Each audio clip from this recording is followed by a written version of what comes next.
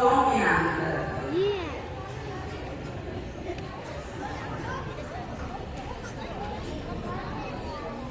आप ये नहीं समझना कि आपने कोई दवाइयों को दे रहे हैं।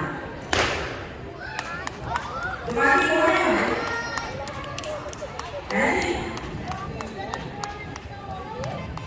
जेल के बहुत से दवाई भी ना ले जा रहे हैं। बताइए